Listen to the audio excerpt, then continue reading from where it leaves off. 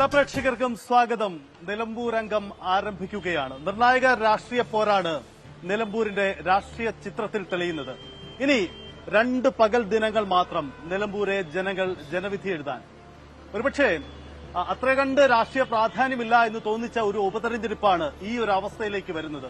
മാറിമറിഞ്ഞ പ്രചരണ വിഷയങ്ങളാണ്. ഒരുപക്ഷെ സംസ്ഥാനത്തിന്റെ ഉപതെരഞ്ഞെടുപ്പ് ചരിത്രത്തിൽ മുമ്പെങ്ങുമില്ലാത്ത തരത്തിലുള്ള പോരാട്ടമായി വരികയാണ്. ഈ പോരാട്ടത്തിനൊടുവിൽ നിലമ്പൂരെ മലയോര ജനത ആർക്കനുകൂലമായി ജനവിധി എഴുതുമെന്ന നിർണായക ചോദ്യമാണ് നമുക്ക് മുന്നിലുള്ളത്.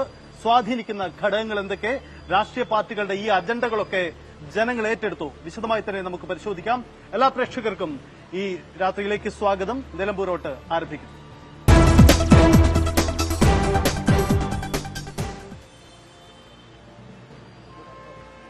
നമ്മൾ പറഞ്ഞതുപോലെ നിലമ്പൂരിന്റെ ഈ രാഷ്ട്രീയത്തെ നിർണായകമാക്കുന്ന ഘടകങ്ങൾ പലതാണ്. ഇന്നത്തെ ഒരു പകൽ ദിനം നമുക്ക് പരിശോധിക്കുമ്പോൾ 3 പ്രധാന വിഷയങ്ങളിൽ നമുക്ക് ഫോക്കസ് ചെയ്യാം. ഒന്ന്, ജമാഅത്തെ ഇസ്ലാമി UDF ബന്ധം. അത് ഉയർത്തുന്ന രാഷ്ട്രീയ ചിന്തകൾ, ചർച്ചകൾ നിലമ്പൂരിൽ നിർണായകമാണ്. ഇടതുമുന്നണി UDFനെതിരെ അതൊരു രാഷ്ട്രീയ ആയുധമാക്കുമ്പോൾ അതിന് രാഷ്ട്രീയ മറുപടി നൽകുന്നതിനൊപ്പം UDF കേന്ദ്രങ്ങൾ മറ്റൊരു സാധ്യതയായി കൂടി അതിനെ ഏറ്റെടുക്കുകയാണ്. അവിടെ അവശേഷിക്കുന്ന ഒരു ചോദ്യം, കോൺഗ്രസിന്റെ ദേശീയ നേതൃത്വം ഈ വിഷയത്തിൽ എന്തു മറുപടി പറയും എന്ന ചോദ്യമാണ്. പ്രിയങ്ക ഗാന്ധി ഇന്ന് വന്നു, പക്ഷേ മറുപടി പറഞ്ഞിട്ടില്ല. മറ്റൊരു പ്രധാനപ്പെട്ട വിഷയം പശ്ചിമേഷ്യൻ രാഷ്ട്രീയമാണ്. ഒരുപക്ഷെ ഒരു അന്തർദേശീയ വിഷയം ഇത്ര വലിയ ചർച്ചയായി കേരളത്തിന്റെ ഒരു പ്രാദേശിക തെരഞ്ഞെടുപ്പിലേക്ക് വരുന്നു എന്ന പ്രത്യേകത കൂടി ഉണ്ട്. പക്ഷേ ഇവിടുത്തെ ന്യൂനപക്ഷ വോട്ടർമാരെ സ്വാധീനിക്കാൻ അതും ഒരു പ്രധാനപ്പെട്ട തുരുത്തായി മാറുകയാണ് മുന്നണികൾക്ക്. ഒപ്പം പതിവ് പോലെ ക്ഷേമ പെൻഷൻ അടക്കമുള്ള അടിസ്ഥാന ജനങ്ങളെ സ്വാധീനിക്കാൻ കഴിയുന്ന വിഷയങ്ങൾക്കും നിലമ്പൂരെ വോട്ടർമാരെ ഏറെ സ്വാധീനിക്കാനുണ്ട്. അതും അവസാന ലാപ്പിൽ പയറ്റുകയാണ്. ആരാണ് മുന്നിൽ, ആരാണ് സാഹചര്യങ്ങൾ എന്ന് നമുക്ക് വിശദമായി തന്നെ പരിശോധിക്കാം. എനിക്കൊപ്പം അരുണുണ്ട്, അനുമോദുണ്ട്. ഇവരെ കഴിഞ്ഞ കുറേ ദിവസങ്ങളായി നിലമ്പൂരിന്റെ രാഷ്ട്രീയത്തിനൊപ്പം സഞ്ചരിക്കുന്നവരാണ്. അരുണ്, ഇന്നത്തെ ഒരു പകൽ ദിനം പതിവ് പോലെ ഈ ജമാഅത്തെ ഇസ്ലാമി രാഷ്ട്രീയം ഇടതുമുന്നണി ഉന്നയിക്കുമ്പോൾ മറുപടി പറയാൻ കോൺഗ്രസ് കേന്ദ്രങ്ങൾ നടത്തുന്ന തയ്യാറെടുപ്പാണ്. ഇന്ന് ദേശീയ നേതൃത്വം എന്തു മറുപടി പറയും എന്ന് കരുതിക്കൊണ്ടാണ് ബോധപൂർവമായി MV ഗോവിന്ദനും ഒപ്പം മുഖ്യമന്ത്രിയും ഈ വിഷയം വീണ്ടും ഉന്നയിച്ചത്. പ്രിയങ്ക ഗാന്ധി മറുപടി പറഞ്ഞിട്ടില്ല. തീർച്ചയായിട്ടും പിണറായി വിജയൻ ആദ്യം ഇവിടെ വന്നപ്പോൾ തന്നെ ഉന്നയിച്ച ഈ പ്രസംഗ തുടക്കം തന്നെ ഒരുപക്ഷെ ആദ്യത്തെ പൊതുയോഗത്തിൽ തുടക്കം തന്നെ ജമാഅത്തെ ഇസ്ലാമി UDF ബന്ധം പറഞ്ഞുകൊണ്ടാണ് മുഖ്യമന്ത്രി തുടങ്ങിയത്. പിന്നീട് എല്ലാ 7 യോഗങ്ങളിൽ അദ്ദേഹം പങ്കെടുത്തു. 7 യോഗങ്ങളിലും ഇത് തന്നെയായിരുന്നു അദ്ദേഹത്തിന്റെ പ്രധാനപ്പെട്ട പ്രചരണ വിഷയം, പ്രധാനപ്പെട്ട ചർച്ചാ വിഷയം. അത് മുഖ്യമന്ത്രി ആ വിഷയം അവതരിപ്പിക്കുമ്പോൾ ലീഗിനെ പ്രതിസന്ധിയിലാക്കാൻ ശ്രമിക്കുന്നു, കോൺഗ്രസിനെ പ്രതിസന്ധിയിലാക്കാൻ ശ്രമിക്കുന്നു. എന്താണ് ജമാഅത്തെ ഇസ്ലാമിയോടുള്ള CPM സമീപനം? പല വിമർശനങ്ങളും വന്നു കഴിഞ്ഞു. മുഖ്യമന്ത്രി നേരത്തെ ജമാഅത്തെ ഇസ്ലാമി നേതാക്കളുമായി 2009-11 ചർച്ച നടത്തിയ കാര്യങ്ങൾ പുറത്തു വരുന്നു. പക്ഷെ അതെല്ലാം നിഷേധിച്ചുകൊണ്ട് ജമാഅത്തെ ഇസ്ലാമിയുടെ അത്തരത്തിലുള്ള വിഘടനവാദ ശക്തികളുടെ, വർഗീയ ശക്തിയുടെ ഒരു വോട്ടും വേണ്ടെന്ന് പറഞ്ഞുകൊണ്ടാണ് മുഖ്യമന്ത്രി ആ ആരോപണം ഉന്നയിച്ചത്. MV ഗോവിന്ദനാകട്ടെ പ്രിയങ്ക ഗാന്ധി മറുപടി പറയണം. കാരണം പ്രിയങ്ക ഗാന്ധിയാണ് UDFന്റെ സ്റ്റാർ ക്യാമ്പയിനർ. അവർ തന്നെയാണ് UDFന്റെ പ്രചരണത്തിൽ ഏറ്റവും തിളക്കമുള്ള ഒരു സാന്നിധ്യമായി വരുന്നത്. അതുകൊണ്ട് തന്നെ അവർ മറുപടി പറയണം. ദേശീയ നേതൃത്വം ഈ ജമാഅത്തെ ഇസ്ലാമി വിഷയം കേരളത്തിൽ മാത്രം ഒതുങ്ങുന്ന ഒന്നല്ല എന്ന് CPM തിരിച്ചറിയുന്നു. ജമാഅത്തെ ഇസ്ലാമിക്ക് ലോകവ്യാപകമായി ഒരേ മുഖവും ഒരേ ആശയവുമാണുള്ളത്. അതുകൊണ്ട് തന്നെ അത് ഇന്ത്യൻ രാഷ്ട്രീയത്തെ ബാധിക്കുന്ന വിഷയമാണ്. അതുകൊണ്ട് പ്രിയങ്ക ഗാന്ധി മറുപടി പറയണം. പ്രിയങ്ക ഗോവിന്ദന് മറുപടി പറയില്ല എന്ന് സതീശൻ പറയുമ്പോൾ സതീശൻ പറയണ്ട. സതീശൻ ജമാഅത്തെ ഇസ്ലാം വെള്ളപൂശുന്നു, ജമാഅത്തെ ഇസ്ലാമി മതരാഷ്ട്രവാദം ഉപേക്ഷിച്ച സംഘടനയാണെന്ന് സതീശൻ സർട്ടിഫിക്കറ്റ് കൊടുക്കുമ്പോൾ അതിന് നിലപാട് പറയേണ്ടത് പ്രിയങ്ക ഗാന്ധി എന്ന് MV ഗോവിന്ദനും പലതവണ ഇന്ന് ഉച്ചയ്ക്ക് കൂടി ആ നിലപാട് അദ്ദേഹമാണ്. അതെ, പ്രിയങ്കയോട് മറുപടി പറയാനാണ് ആവശ്യപ്പെടുന്നത്. ഇന്ന് അനുമോദാണല്ലോ പ്രിയങ്കയുടെ റോഡ് ഷോ അടക്കം റിപ്പോർട്ട് ചെയ്ത വ്യക്തി. ഈ പ്രിയങ്കയുടെ സംസാരത്തിൽ എപ്പോഴെങ്കിലും ഈ ജമാഅത്തെ ഇസ്ലാമി വിഷയം കടന്നു വരുമോ എന്ന സംശയം നമുക്കുണ്ടായിരുന്നു. പക്ഷേ പൊതുവിൽ പ്രതീക്ഷിച്ചതുപോലെ തന്നെ സംഭവിച്ചു. അവർ അത് പരാമർശിച്ചിട്ട് പോലുമില്ല. അങ്ങനെയല്ലേ? ഏതെങ്കിലും സൂചനകൾ ആ സംസാരത്തിലുണ്ടായിരുന്നു? പ്രിയങ്കയുടെ പ്രസംഗം വളരെ കാൽക്കുലേറ്റഡ് ആയിരുന്നു. ഇവിടെ KC വേണുഗോപാല് കൺവെൻഷന് നടത്തിയ പ്രസംഗത്തിന്റെ അതേ പകർപ്പ്, അന്ന് അദ്ദേഹം ഉന്നയിച്ച അതേ കാര്യങ്ങൾ കുറച്ചുകൂടി ചുരുക്കി പ്രിയങ്ക പറഞ്ഞതാണ്. അതില് അവർ പെൻഷന്റെ കാര്യം പറയുന്നുണ്ട്. പെൻഷൻ രാഷ്ട്രീയമാകരുത് എന്നാണ് പറഞ്ഞത്. പ്രധാനപ്പെട്ട ഒരു കാര്യമാണ് പെൻഷൻ രാഷ്ട്രീയവൽക്കരിക്കുന്നു എന്നൊരു ആരോപണം. അത് പ്രിയങ്ക ആവർത്തിച്ചു. അതോടൊപ്പം തന്നെ മലയോര മേഖലയിലെ പ്രശ്നങ്ങൾ എനിക്കറിയേണ്ടത് ഈ വിഷയത്തിന്റെ അരികു പറ്റി പോലും പ്രിയങ്ക സഞ്ചരിച്ചിട്ടില്ല. ജമാഅത്തെ ഇസ്ലാമിയുടെ കാര്യം പ്രിയങ്കയുടെ പ്രസംഗത്തിൽ ഈ 15 മിനിറ്റ് ആയിരുന്നു പ്രസംഗത്തിൽ എവിടെയും പരാമർശിച്ചിട്ടില്ല. ഒരു കൂട്ടുകെട്ടിനെ പറ്റി പോലും പറഞ്ഞിട്ടില്ല. രാഷ്ട്രീയ നീക്കങ്ങളെ പറ്റിയും പറഞ്ഞിട്ടില്ല. അത് കൃത്യമായിട്ടുള്ള UDFന്റെ അജണ്ട മാത്രം മുൻനിർത്തിയുള്ള പ്രസംഗമാണ് പ്രിയങ്ക നടത്തിയത്. അതിൽ ഈ വിവാദ വിഷയങ്ങൾ ഒന്നും വന്നില്ല എന്നുള്ളതാണ് പ്രധാനപ്പെട്ട. സർക്കാരിനെതിരെയുള്ള ആരോപണങ്ങൾ, സർക്കാരിനെ എതിരെ UDF ഇത്രയും ദിവസം പറയുന്ന കാര്യങ്ങൾ അത് പ്രിയങ്ക കൃത്യമായിട്ട് ആവർത്തിക്കുക മാത്രമാണ് പ്രിയങ്ക ചെയ്തിട്ടുള്ളത്. അതാണ് ഇന്ന് ജമാഅത്തെ ഇസ്ലാമി UDF ബന്ധം ഇടതുപക്ഷം ഉയർത്തുന്നത് ദേശീയ രാഷ്ട്രീയത്തിന്റെ പ്രതിഫലനം കൂടി ലക്ഷ്യമിട്ടുകൊണ്ടാണ്. പക്ഷേ ഇടതുപക്ഷത്തിന്റെ ഈ രാഷ്ട്രീയ തന്ത്രം വിജയിക്കുമോ എന്ന് നമുക്ക് കണ്ടറിയേണ്ടതുണ്ട്. കാരണം UDF മറുതന്ത്രം ഉയർത്തുന്നത് 2010 വരെ നിങ്ങൾക്ക് ജമാഅത്തെ ഇസ്ലാമി നിങ്ങളുടെ ഇഷ്ടക്കാരായിരുന്നില്ല എന്ന മറു ചോദ്യമാണ്. ഒരുപക്ഷെ ഇടതുപക്ഷത്തെ കുഴയ്ക്കുന്ന ആ ചോദ്യവും നിലമ്പൂരിന്റെ രാഷ്ട്രീയത്തിൽ ഇങ്ങനെ ചർച്ച ചെയ്ത് നിൽക്കുകയാണ്. ഇന്നത്തെ ദിവസം രാഷ്ട്രീയ നേതൃത്വങ്ങൾ ഈ വിഷയത്തിൽ കൊണ്ടും കൊടുത്തും നടത്തിയ രാഷ്ട്രീയ നീക്കങ്ങളും പ്രതികരണങ്ങളും ഒന്ന് വേഗത്തിൽ കണ്ടുവരാം. ജമാഅത്തെ ഇസ്ലാമിയുടെ സ്വഭാവത്തിൽ മാറ്റം വന്നുകൊണ്ടല്ല, UDFന് തൽക്കാല ആവശ്യം 4 വോട്ടെങ്കിലും കൂടുതൽ കിട്ടുമെന്ന് നോക്കലാണ്. അത്രമാത്രം പാപ്പരായ അവസ്ഥയിൽ അവർ നിൽക്കുന്നു. അപ്പൊ ജമാഅത്തെ ഇസ്ലാമിയുടെ വോട്ട് ലഭിക്കുന്നതിന് വേണ്ടിയുള്ള നിലപാടുകൾ എല്ലാ വോട്ടും പവിത്രമാണ്. അത് എങ്ങനെയും സമ്പാദിക്കാം. അവിടെ ആരോടും അകൽച്ച വേണ്ടതില്ല. വിഘടനവാദികളായാലും കടുത്ത വർഗീയ ശക്തികളായാലും അവരുടെ എല്ലാം വോട്ട് നൽകാനും പോരട്ടെ. അതിനുതകുന്ന സമീപനം പരസ്യമായിട്ട് ഒരു രാഷ്ട്രീയ പാർട്ടി ഇന്ത്യയിൽ ആദ്യമായിട്ടാണ് ജമാഅത്തെ ഇസ്ലാമിനെ സംബന്ധിച്ച് ഈ നിലപാട് സ്വീകരിക്കുന്നത്. ആ നിലപാട് തന്നെയാണോ കോൺഗ്രസിന്റെ അഖിലേന്ത്യാ നേതൃത്വത്തിനുള്ളത് എന്ന കാര്യം പ്രിയങ്ക ഗാന്ധി MP അഖിലേന്ത്യാ നേതാവ് വ്യക്തമാക്കണം. പഹൽഗാം സംഭവം നടന്നപ്പോൾ ജമ്മു ആൻഡ് കാശ്മീരിലാണ് അതിനെതിരായിട്ട് പ്രതിഷേധം നടന്നത്. ആദ്യം ആ പ്രതിഷേധത്തിൽ പങ്കെടുക്കാത്ത ഒരേ ഒരു വിഭാഗം ജമാഅത്തെ ഇസ്ലാമിയാണ്. അതാ ഞാൻ പറഞ്ഞത്. മുഖ്യമന്ത്രിയുടെ ആദ്യമായിട്ട് കേരളത്തിൽ അവരെ സ്വാഗതം ചെയ്തു. അവർ നല്ല ആളുകളാണ്. അവരെ കാണാൻ തലയിൽ മുണ്ടിട്ട് പോകണ്ട എന്ന് പറഞ്ഞാൽ അവരെ കാണാൻ പോയ ആള് ഈ പിണറായി വിജയനാണ്. എന്നിട്ട് പഴയതെല്ലാം മറന്നുപോയി. ഞാൻ നേരത്തെ പറഞ്ഞല്ലോ, നിറം മാറുന്നത് പോലെ ഇപ്പൊ വന്ന് ഇവിടെ വന്ന് നിലമ്പൂരി വന്ന് പ്രസംഗിക്കുക. എങ്ങനെയാണ് ഒരു മതേതര പാർട്ടിക്ക് ഇന്ത്യയിൽ ഇസ്ലാം രാഷ്ട്രം കെട്ടിപ്പടുക്കലാണ് ഞങ്ങളുടെ ചുമതല എന്ന് പ്രഖ്യാപിച്ചുകൊണ്ട് ആ നയം അംഗീകരിച്ചുകൊണ്ട് പ്രവർത്തിക്കുന്ന ഈ ജമാഅത്തെ ഇസ്ലാമിയുമായിട്ടും അവരുടെ വെൽഫെയർ പാർട്ടിയുമായിട്ട് യോജിക്കും. അതാണ് സാഹചര്യം. എന്തായാലും ഇടതു നേതാക്കൾ നമ്മൾ കേട്ട് കഴിഞ്ഞു. ഇടതു നേതാക്കൾ പഹൽഗാം വിഷയം ഒരുപക്ഷെ സമീപകാലത്ത് ദേശീയത ഏറ്റവും ഉയർത്തിപ്പിടിക്കാൻ പറ്റുന്ന പഹൽഗാം സംഭവം അടക്കം ഈ തെരഞ്ഞെടുപ്പിലേക്ക് ഇതിലെ ക്ലബ്ബ് ചെയ്യുന്നു എന്നതാണ്. ഇതിൽ അരുണ ഇതിന് നേട്ടമുണ്ടാകുമോ ഇടതുപക്ഷത്തിന്? ഈ സ്ട്രാറ്റജി വിജയിക്കാൻ സാധ്യതയുണ്ട്? സത്യത്തെ ഇടതുപക്ഷം പ്രതീക്ഷാവതനാണ്. കാരണം മുസ്ലിം ന്യൂനപക്ഷങ്ങൾ എപ്പോഴും CPM പറയുന്നത് ജമാഅത്തെ ഇസ്ലാമി മുസ്ലിം സമുദായത്തിലെ ഏറ്റവും ന്യൂനപക്ഷമായ സംഘടനയാണ്, ഏറ്റവും കുറച്ച് സ്വാധീനമുള്ള സംഘടനയാണ്. സമസ്തയും സുന്നി സംഘടനകളും ഒക്കെ, ഈ സമസ്ത പോലുള്ള സംഘടനകളൊക്കെ വരുമ്പോൾ അവർക്കാണ് മുസ്ലിം സമുദായം കുറച്ചുകൂടി സ്വാധീനം. മുസ്ലിം ലീഗ് പ്രധാനപ്പെട്ട രാഷ്ട്രീയ പാർട്ടിയാണ് മുസ്ലിം സമുദായവും ബന്ധപ്പെട്ട് നിൽക്കുന്നത്. അങ്ങനെ വരുമ്പോൾ അതിലെ ന്യൂനപക്ഷങ്ങൾ, ആ വിഭാഗങ്ങളിൽ മതേതരത്വ ചിന്തയുള്ളവരാണ് കൂടുതൽ. തീവ്ര ചിന്തയുള്ള മുസ്ലിങ്ങൾ വളരെ കുറവാണ്. അതാണ് CPMന്റെ ഒരു കണക്കും. ഒരുപക്ഷെ കേരളത്തിൽ യാഥാർത്ഥ്യം അതാകാം. ആ മതേതര വിശ്വാസികൾ ഒരു കാരണവശാലും ജമാഅത്തെ ഇസ്ലാമിയുടെ രാഷ്ട്രീയം അംഗീകരിക്കുന്നവരല്ല. അവർ സ്വാഭാവികമായി ആ കൂട്ടുകെട്ടിനെതിരെ, കോൺഗ്രസിനെതിരെ വോട്ട് ചെയ്യും. അത് CPMന്, M സ്വരാജിന് അനുകൂലമായി, ഇടതുമുന്നണിക്ക് അനുകൂലമായി മാറുമെന്നാണ് CPMന്റെ പ്രതീക്ഷ.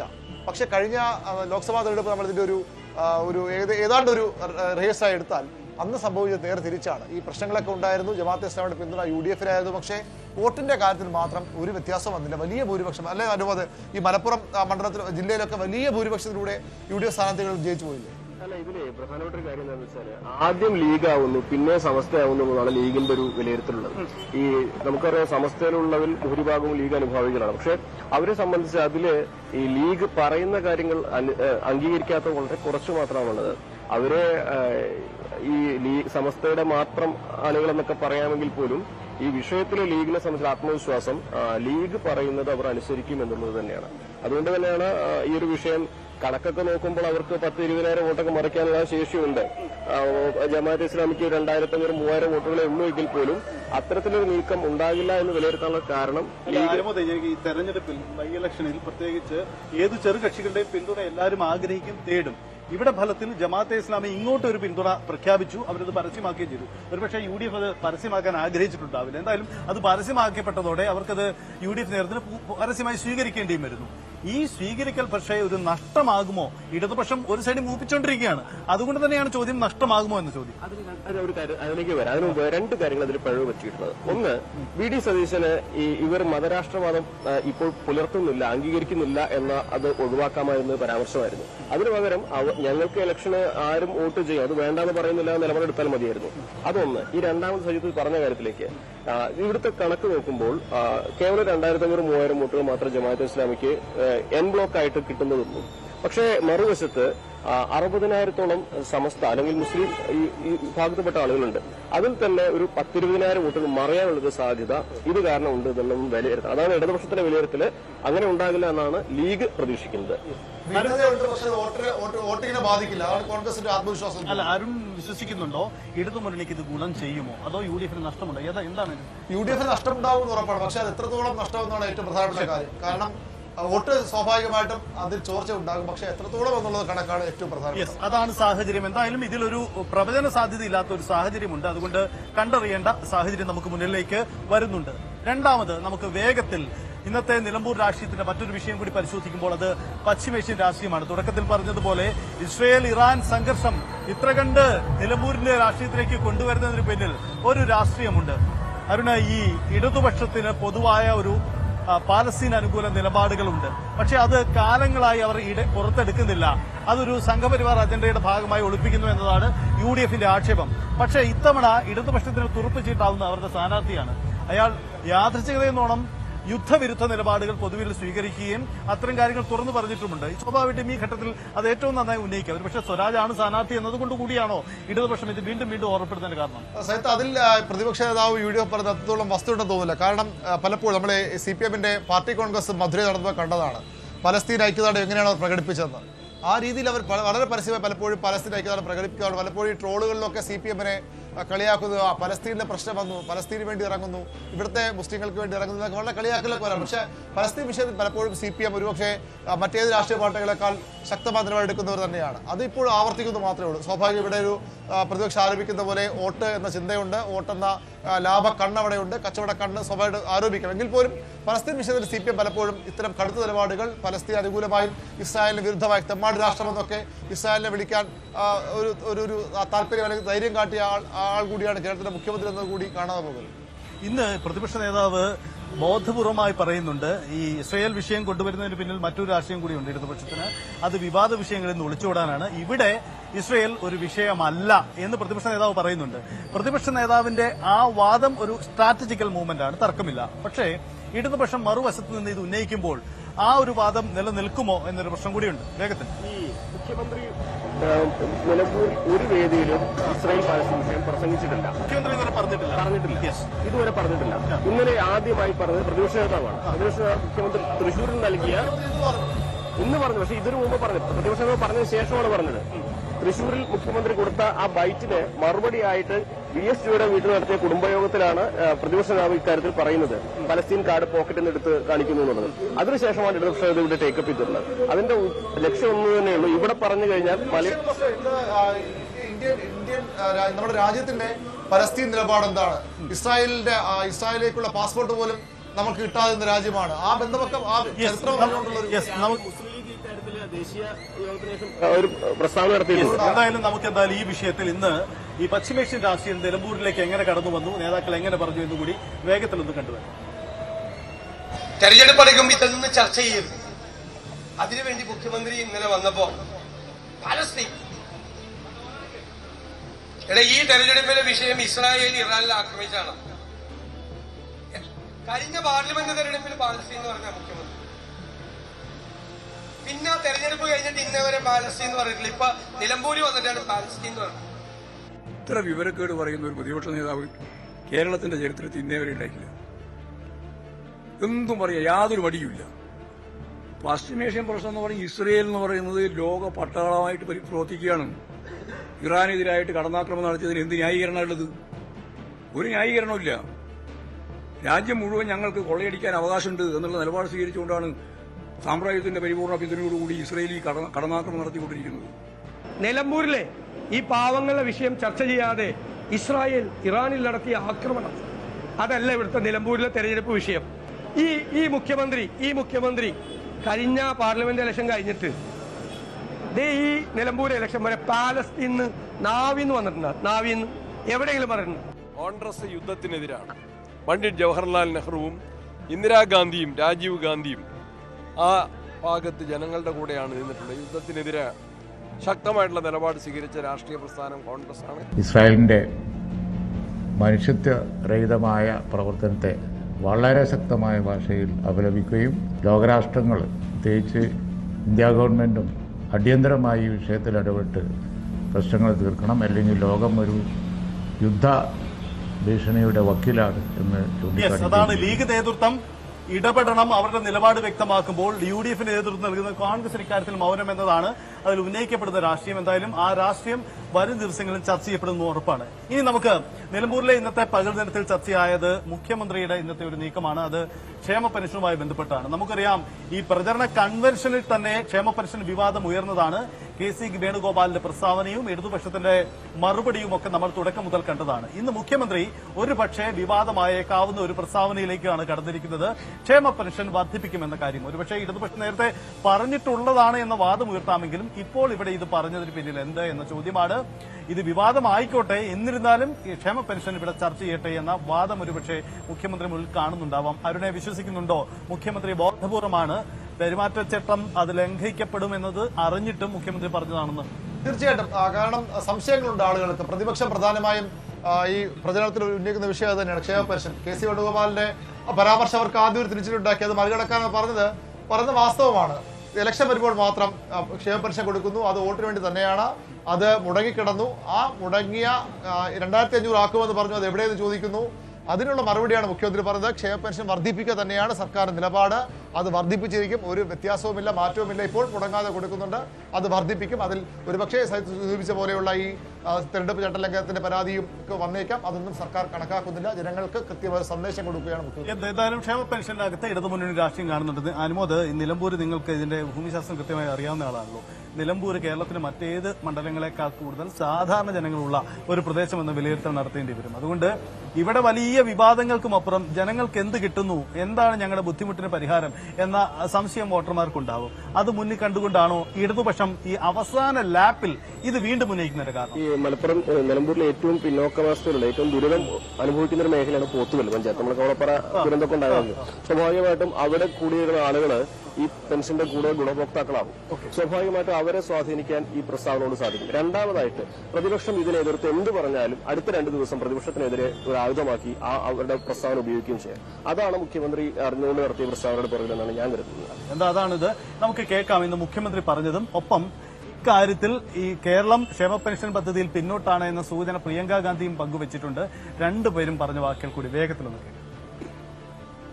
മാസം തോറും പെൻഷൻ കൃത്യമായി കൊടുക്കുക എന്നുള്ളത് തന്നെയാണ് ഞങ്ങൾ കാണുന്നത്. ഇവിടെ നിൽക്കുമെന്നല്ല ഞങ്ങൾ പറഞ്ഞിട്ടുള്ളത്, വർദ്ധിപ്പിക്കും തന്നെയാണ്. ഉചിതമായ സമയത്ത് അതിനാവശ്യമായ തീരുമാനങ്ങളും ഉണ്ടാകും എന്നുള്ളത് തന്നെയാണ് ഞങ്ങളെ കുറിച്ച് അറിയാവുന്നവർക്കെല്ലാം മനസ്സിലാക്കാൻ കഴിയുന്ന കാര്യം. കാരണം നമ്മുടെ നാടിന്റെ ഒരു ഭാഗത്തിന് അർഹതപ്പെട്ട ആനുകൂല്യങ്ങളാണിത്. അതാണ് നാം നൽകുന്നത്. ഏതെങ്കിലും ഔദാര്യത്തിന്റെ ഭാഗമായി ആരെങ്കിലും നൽകുന്ന തുകയല്ല.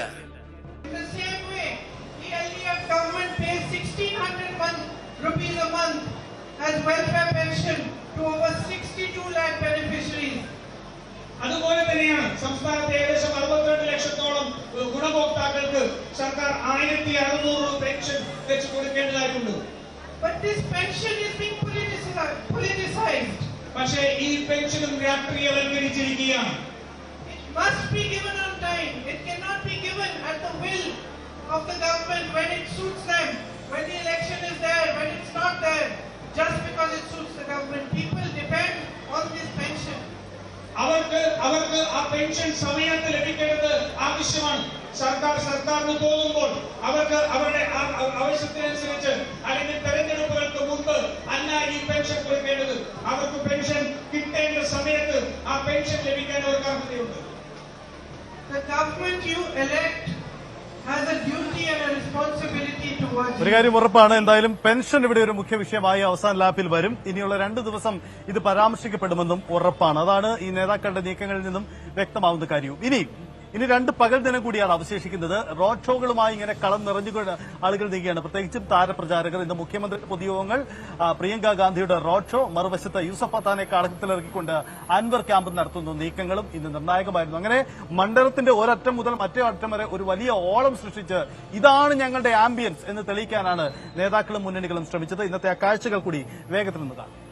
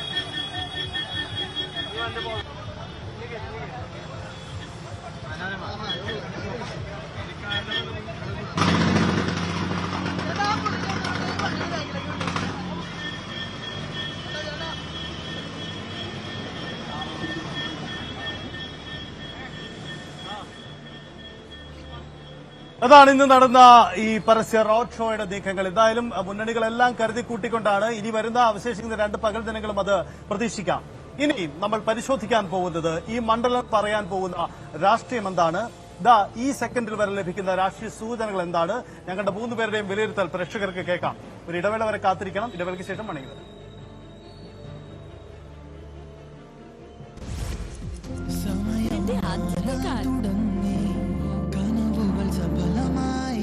ഇത്തരം ആദ്യാനുഭവങ്ങളിൽ എപ്പോഴും നിങ്ങൾക്കൊപ്പമുണ്ട് ഓൾട്ടോ K10.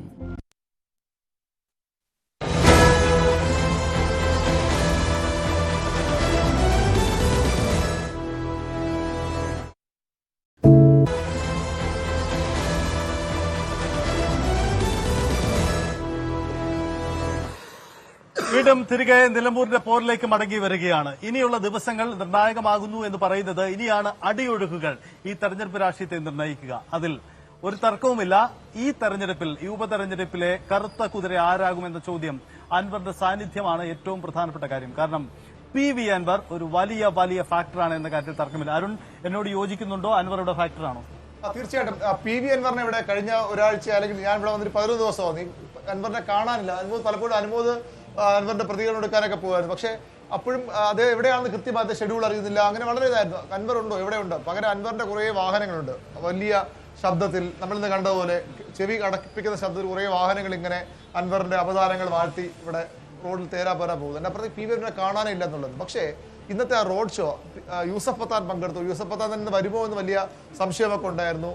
വരുമെന്ന് അൻവർ എല്ലായിടത്തും വലിയ പ്രചരണമൊക്കെ. പക്ഷേ യൂസഫ് പത്താൻ രാവിലെ എത്തുമ്പോഴാണ് നമ്മളൊരു സ്ത്രീകളുടെ ആ രീതിയിൽ നമ്മൾ ആ ഒരു ദൃശ്യങ്ങളൊക്കെ പുറത്ത് കിട്ടുമ്പോഴാണ് അതുവരെ ഒരു ആശകൾ പക്ഷേ ഉണ്ടായിരുന്നു. പക്ഷേ ഈ യൂസഫ് പത്താന്റെ റോഡ് ഷോ, അൻവർ പങ്കെടുത്ത റോഡ് ഷോ അസാധ്യമെന്ന് തന്നെ പറയേണ്ടി വരും. നമ്മൾ പലപ്പോഴും ഈ കൊട്ടിക്കലാശ സമയത്തൊക്കെ നടത്തുന്ന അല്ലെങ്കിൽ പ്രിയങ്ക ഗാന്ധി, രാഹുൽ ഗാന്ധിയൊക്കെ വരുമ്പോൾ, പിണറായി വിജയൻ കഴിഞ്ഞ ഈ സർക്കാരിന്റെ വാർഷികത്തിന്റെ ഭാഗം നടത്തിയ റോഡ് ഷോ ഒക്കെ, അതിനൊക്കെ എത്രയോ ഇരട്ടിയുള്ള ആളുകളായിരുന്നു ഈ യോഗത്ത് ഇവിടെ ഉണ്ടായിരുന്നത്. ഇത് മുഴുവൻ ഞാൻ അൻവറിനോട് ചോദിച്ചു റോഡ് ഷോയ്ക്കിടയ്ക്കിൽ, ഇതെല്ലാം നിങ്ങളുടെ ആളുകളാണോ, ഇതൊക്കെ വോട്ടായി മാറുമോ?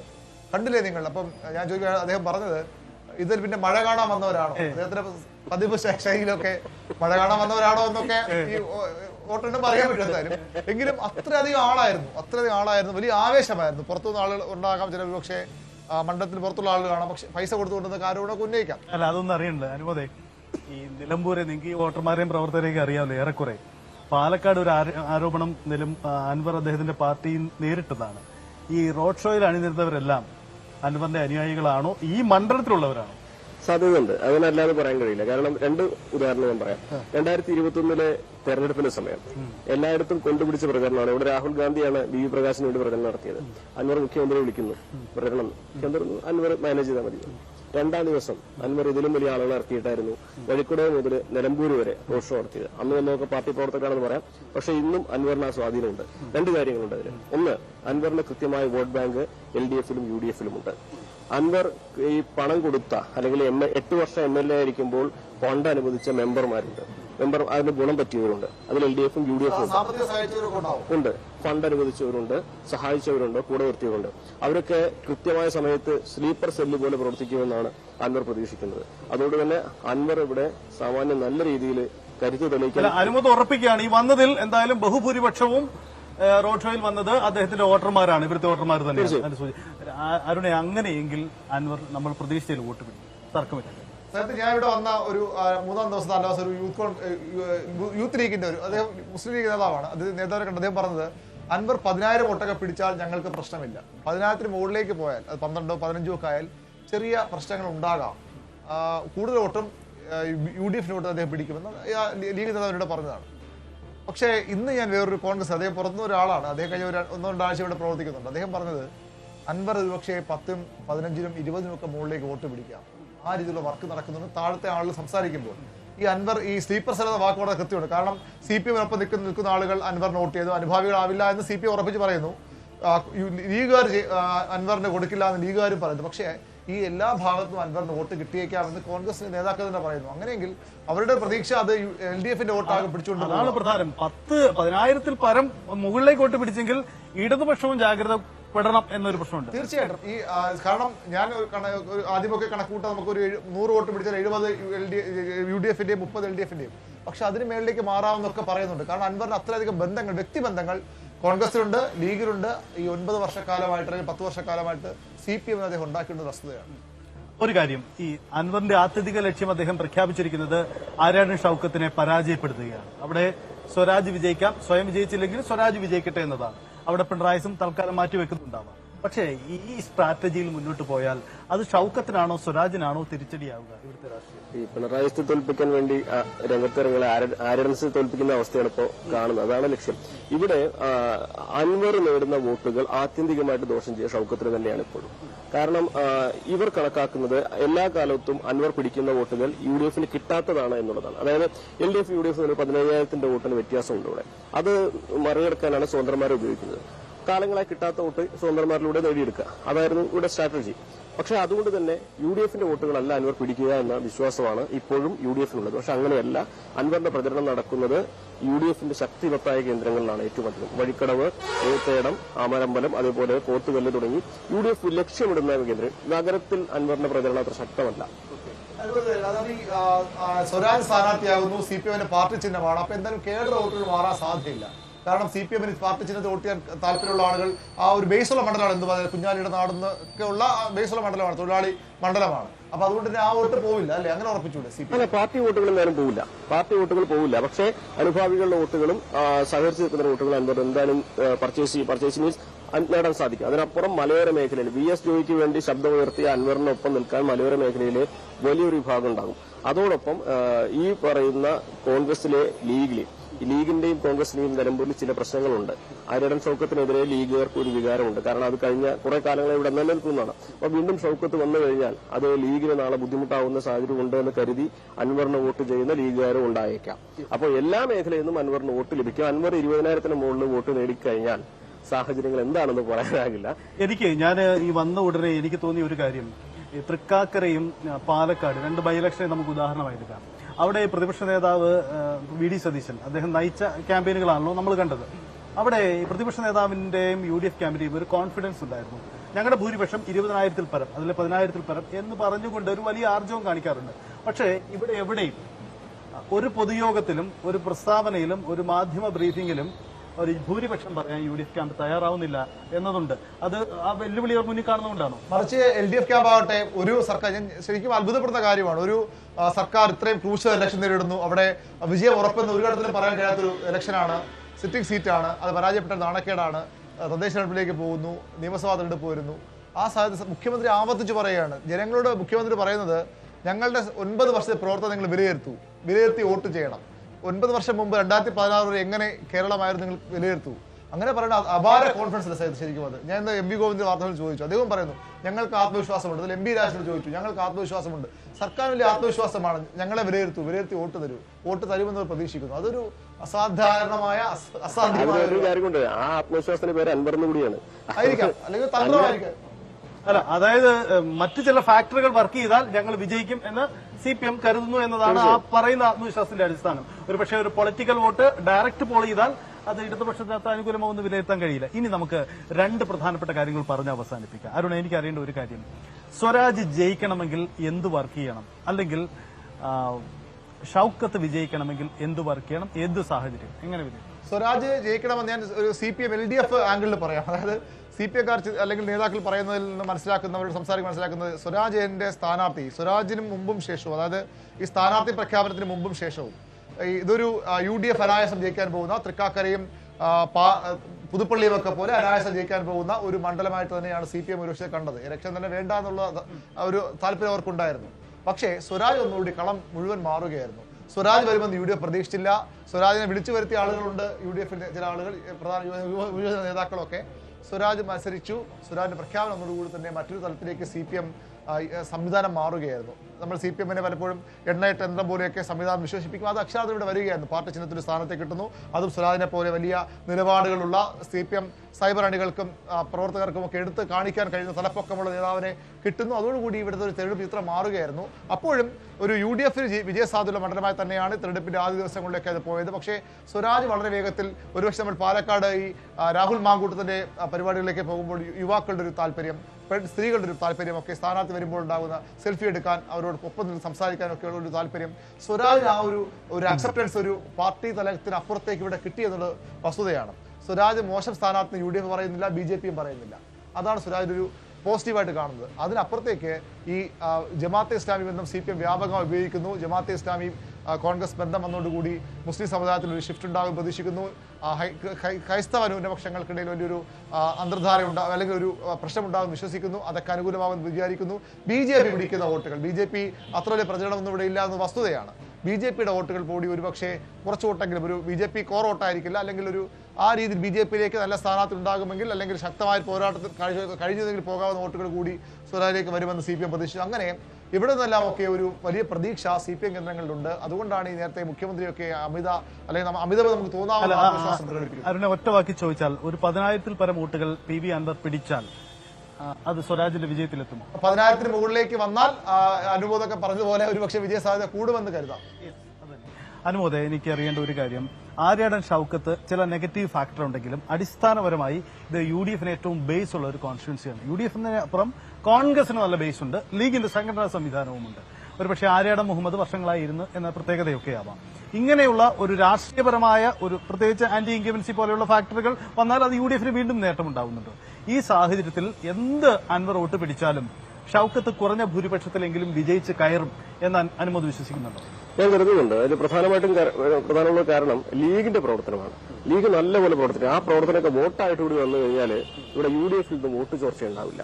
അത് ഒന്നാമത്തെ ഘടകം. രണ്ടാമതായിട്ട് സമസ്തയുടെ വിഷയം പ്രതിഫലിക്കാതിരുന്നാൽ, കൃത്യമായിട്ട് UDF-ന്റെ വോട്ട് ബാങ്കിൽ കൃത്യം വോട്ടുകൾ വീണു കഴിഞ്ഞാൽ അൻവർ പിടിക്കുന്നതിൽ ഭൂരിഭാഗത്തിന്റെ മറികടക്കാനുള്ള സാഹചര്യം അവിടെ ഉണ്ടാവുന്നുണ്ട്. മൂന്നാമതായിട്ട് ഇവിടെ ഈ പ്രചരണം ഞാൻ കഴിഞ്ഞ ദിവസങ്ങളൊക്കെ പ്രചരണത്തിൽ പങ്കെടുക്കുമ്പോൾ എല്ലായിടത്തും പ്രചരിപ്പിക്കുന്നത് നിലമ്പൂരിന്റെ പ്രശ്നങ്ങളാണ്. മലയോര മേഖല കേന്ദ്രീകരിച്ച് മാത്രം നടന്ന പ്രശ്നമാണ്. അനന്തുവിന്റെ മരണമടക്കം ഇടതുപക്ഷം ആദ്യം ഉന്നയിച്ചതുപോലെയല്ല അവസാന ഘട്ടത്തിലേക്ക് അത് വരുമ്പോൾ, പ്രത്യേകിച്ച് പ്രിയങ്കയ്ക്ക് അത് ചർച്ചയാക്കിയ സാഹചര്യത്തിൽ അതെല്ലാം തന്നെ കൃത്യമായിട്ട് UDF-ന് ഒരു സാധ്യത കൽപ്പിക്കുന്നുണ്ട്. അൻവർ തന്നെയാണ് ഞാൻ ഇപ്പോഴും അടിസ്ഥാനപരമായിട്ട് ഈ തെരഞ്ഞെടുപ്പിൽ വിധുർവഹിക്കാവുന്ന ഘടകമായിട്ട് കാണുന്നത്. അതായത് അസാധാരണമായ രീതിയിൽ അൻവറിന്റെ വോട്ട് ശതമാനം ഉയർന്നില്ലെങ്കിൽ അവിടെ ഷൌക്കത്ത് തന്നെ വിജയിക്കും. അതാണ് നിങ്ങളുടെ തീർച്ചയായും. യെസ്. അതാണ് രണ്ട് രാഷ്ട്രീയ സാഹചര്യങ്ങൾ മുന്നിൽ കാണുന്നത്. പക്ഷേ ഇതിനെയൊക്കെ നിശ്ചയിക്കുന്ന ഒരു പ്രവചനാതീതമായ രാഷ്ട്രീയ സാഹചര്യം നിലമ്പൂരിലുണ്ട് എന്നതാണ് പൊതുചിത്രം. നമുക്ക് മുന്നിൽ ആന്റി ഇൻക്യുമെന്റ്സ് നിന്ന് നമ്മൾ വിളിക്കുന്ന സർക്കാർ വിരുദ്ധ വികാരം ഈ തെരഞ്ഞെടുപ്പിൽ അലയടിക്കുമോ UDF പ്രതീക്ഷിക്കുന്നത് പോലെ?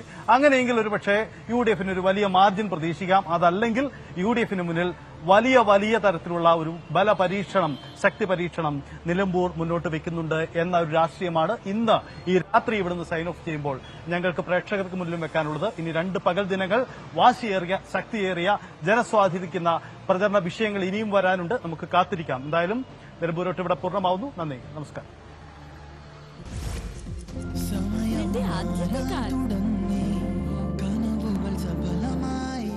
ഇത്തരം ആദ്യാനുഭവങ്ങളിൽ എപ്പോഴും നിങ്ങൾക്കൊപ്പമുണ്ട് ഓൾട്ടോ K10.